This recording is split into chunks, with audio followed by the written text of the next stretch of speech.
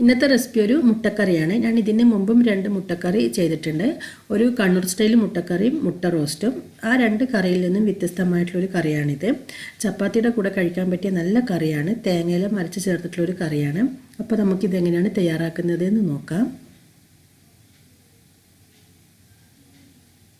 ആദ്യം ഒരു പാൻ വെച്ച് പാനൊന്ന് ചൂടായി വരുമ്പോഴത്തേക്കും നമുക്കിതിലേക്ക് ഓയിൽ ഒഴിക്കാം. നമുക്ക് ഈ കറിക്ക് ആദ്യം മുട്ട ഒന്ന് പൊരിച്ചെടുക്കണം. ഞാനിവിടെ 4 മുട്ട പുഴുങ്ങിയെടുത്തിട്ടുണ്ട്. ഇനി നമുക്ക് ഈ മുട്ടയുടെ 4 സൈഡിലും ഒരു ഫോർക്ക് വെച്ചിട്ട് കുറച്ച് കുത്തിട്ട് കൊടുക്കുക. ഇങ്ങനെ കുത്തിട്ടിട്ട് ഫ്രൈ ചെയ്യുന്ന സമയത്ത് നമ്മുടെ മുട്ട പെട്ടെന്ന് ഫ്രൈ ആയി കിട്ടുകയും ചെയ്യും, നല്ലൊരു ഗോൾഡൻ കളറായിട്ട് വരികയും ചെയ്യും. അപ്പോൾ 4 മുട്ടയും നമുക്കിങ്ങനെ ചെയ്തിട്ട് ഒന്ന് ഫ്രൈ ചെയ്തെടുക്കാം.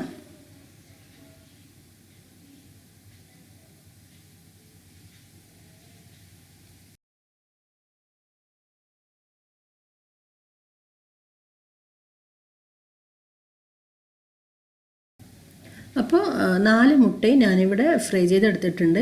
നല്ല ഗോൾഡൻ കളറായി വന്നിട്ടുണ്ട്. നമുക്കിത് ഈ എണ്ണയിൽ നിന്ന് മാറ്റാം. ഇനി ഈ എണ്ണയിൽ തന്നെ നമുക്ക് കുറച്ച് സ്പൈസസ് ചേർത്ത് കൊടുക്കാം. ഞാനിവിടെ 2 ബേ ലീഫ്, 2 ചെറിയ കഷ്ണം പട്ട, 3 ഗ്രാമ്പു, 3 ഏലക്ക ഇത്രയും ചേർത്തിട്ടുണ്ട്.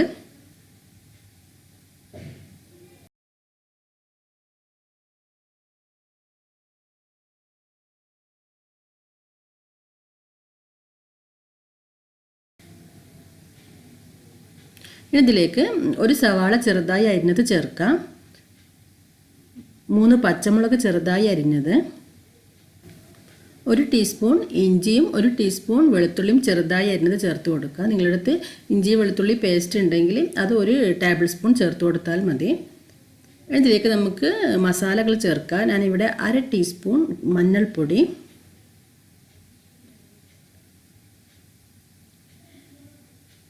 1/2 ടീസ്പൂൺ മുളക് പൊടി, കാശ്മീരി മുളക് പൊടിയാണ് ചേർത്തിട്ടുള്ളത്. നിങ്ങൾക്ക് സാധാ മുളക് പൊടിയാണെങ്കിൽ അത് ചേർത്താൽ മതി. 1/2 ടീസ്പൂൺ കുരുമുളക് പൊടി,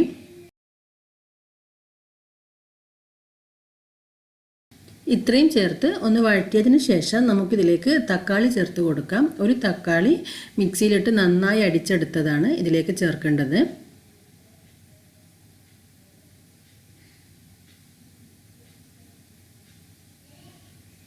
അപ്പോൾ ഞാനിവിടെ ഒരു വലിയ തക്കാളി അടിച്ചെടുത്തിട്ടുണ്ട്. ഇത് നമുക്കിതിലേക്ക് ചേർത്ത് കൊടുക്കാം. ഈ തക്കാളിയും ചേർത്ത് നന്നായിട്ടൊന്ന് മിക്സ് ചെയ്തതിന് ശേഷം നമുക്കിതിനെ ഒന്ന് തിളപ്പിച്ചെടുക്കാം. ഇതൊന്ന് തിളച്ച് വരുമ്പോഴത്തേക്ക് നമുക്കിതിലേക്ക് വേണ്ട തേങ്ങ അരച്ചെടുക്കാം. ഞാനിവിടെ 1/4 കപ്പ് തേങ്ങയും ഒരു 10 അണ്ടിപ്പരിപ്പ് ഒന്ന് വെള്ളത്തിലിട്ട് കുതിർത്ത് വെച്ചതും എടുത്തിട്ടുണ്ട്. ഇത് നമുക്ക് നന്നായിട്ടൊന്ന് അരച്ചെടുക്കാം.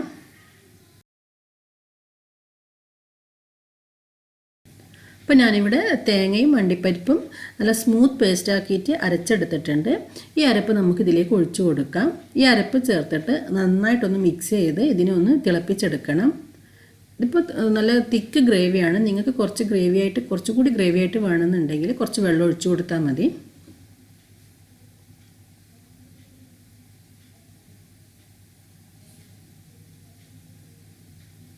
നമുക്കിതിലേക്ക് ആവശ്യത്തിന് ഉപ്പും ചേർത്തൊന്ന് തിളപ്പിച്ചെടുക്കാം.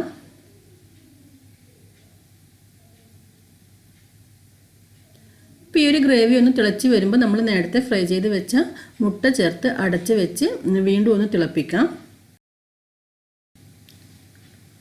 അപ്പോൾ നമ്മുടെ കറി ഇവിടെ നന്നായി തിളച്ച് വന്നിട്ടുണ്ട്. ഇനി ഇതിലേക്ക് ചേർക്കുന്ന ഒരു മെയിൻ ഇൻഗ്രീഡിയൻറ്റ് എന്ന് പറയുന്നത് കസൂരി മേത്തിയാണ്. ഇത് ഉണ്ടെങ്കിൽ നിങ്ങൾ തീർച്ചയായും ചേർക്കുക. ഈ ഒരു കസൂരി മേത്തി കറിയിൽ ചേർക്കുന്നത് കൊണ്ട് തന്നെ നമ്മുടെ കറിക്ക് വ്യത്യസ്തമായൊരു ടേസ്റ്റ് ആയിരിക്കും. നല്ലൊരു ടേസ്റ്റാണ് ഇതിന്. അപ്പോൾ നിങ്ങളടുത്ത് ഉണ്ടെങ്കിൽ നിങ്ങൾ തീർച്ചയായും ചേർക്കാം. ഞാനിതിന് മുമ്പ് കസൂരി മേത്തി ചേർത്തപ്പോൾ പലരും ചോദിച്ചിട്ടുണ്ട് ഇതെന്താണെന്നുള്ളത്. ഇത് ഉലുവയില ഉണക്കി പൊടിച്ചതാണ്. നമുക്ക് സൂപ്പർ മാർക്കറ്റിൽ വാങ്ങിക്കാൻ കിട്ടും. നമുക്കിതിലേക്ക് കുറച്ച് മല്ലിയില കൂടി ചേർക്കാം.